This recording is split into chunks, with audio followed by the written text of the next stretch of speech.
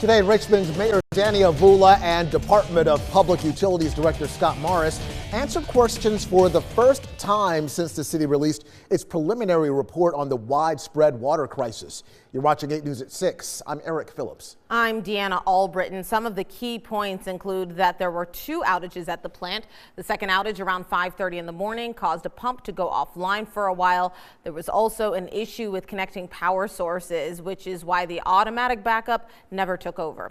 The report also says city leaders claimed the plant's computer system went down the moment the power went out, after the backup batteries failed, like the city says. And finally, the report claims Virginia health officials were at the plant by 12:30 on January 6th, not closer to 3 p.m. like VDH has said. 8 News reporter Jamal Williams joining us now live in Richmond. And Jamal, what did city leaders have to say about this preliminary report?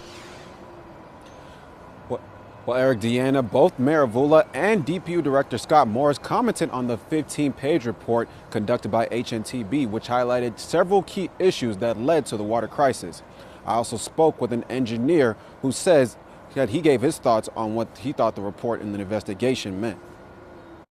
It seems to be a thorough report, and the recommendations are very solid recommendations. Professional engineer Joel Paulson. It's nice to be able to finally see some level of investigation. Giving his take on the third-party investigation report of the Richmond water crisis. This morning, Mayor Danny Avula and Department of Public Utilities Director Scott Morris addressed several questions about the sequence of events and recommendations for the water treatment plant. We've put a lot of investment into getting those filters and pumps back up and running. We have also, in this interim time, changed our staffing models. Some key points include communication with neighboring counties when the crisis happened, failure of the computer system when the power went out, and standard operating procedures during the emergency. Avula felt appropriate communications were made to counties involved, and Morris says employees took proper protocols trying to restore power. You lose your primary power, you go to secondary power, and then you try to restore secondary power first. And that's what they attempted to do.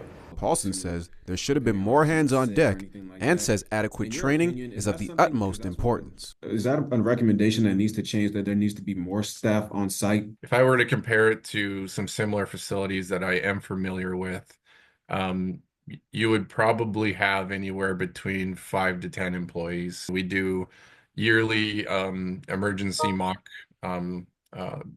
scenarios where we'll run our staff through a power outage situation, and they know where to go to get the information to take the proper steps to try to resolve that as quick as possible. Now, Morris, who is new to the role since the crisis began, says that DPU will be taking a look at all standard operating procedures and improving them moving forward. And Avula says that full report will be coming sometime later this month, or next month rather. For now, live in Richmond, Jamal Williams, 8 News. All right, Jamal, thanks.